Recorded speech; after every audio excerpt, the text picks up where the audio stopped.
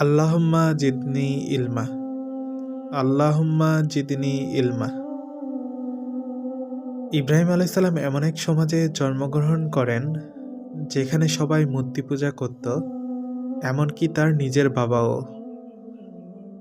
কিন্তু তিনি প্রশ্ন করতেন, এগুলো কি সত্যিই উপাস্য?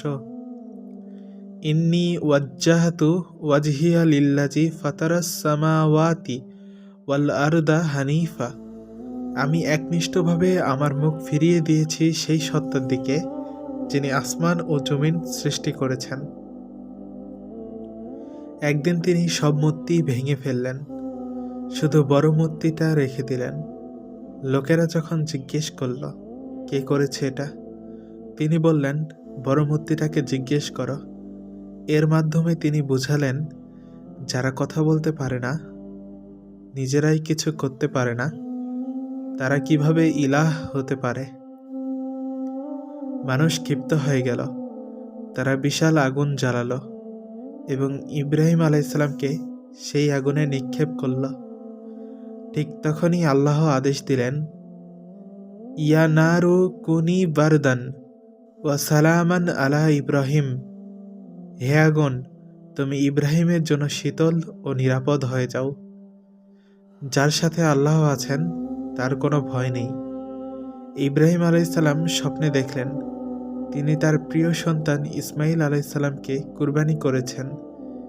তিনি ছেলেকে বললেন, ইয়া বুনাইয়া ইন্নি আরাফিল মানামি আন্নি আজবাহুকা। হে আমার প্রিয় পুত্র, আমি স্বপ্নে দেখেছি আমি তোমাকে কুরবানি করছি। ছেলে উত্তরে বলল, ইয়া আবাতি ফাফ আল মাতুমার। হে পিতা, আপনাকে যে আদেশ করা হয়েছে তা পালন করুন।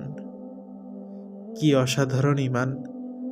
শেষ মুহূর্তে আল্লাহ একটি পশু পাঠালেন।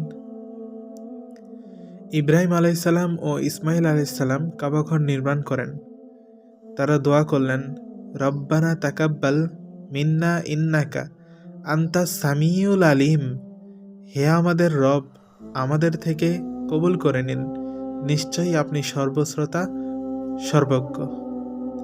ইব্রাহিম আলাইসাল্লাম আমাদের শিখিয়েছেন, সত্যের জন্য একা দাঁড়াও, আল্লাহর উপর ভরসা রাখো, পরীক্ষায় ধৈর্য ধরো। আজ আমরা কি পারি তার মতো আল্লাহর জন্য সবকিছু ত্যাগ করতে? আল্লাহুম্মা জাআলনা মিনাস সাবিরিন ওয়াস সাবিতিন আলাল হক। হে আল্লাহ, আমাদের ধৈর্যশীল ও সত্যের উপর অটল বানিয়ে দিন। আমিন।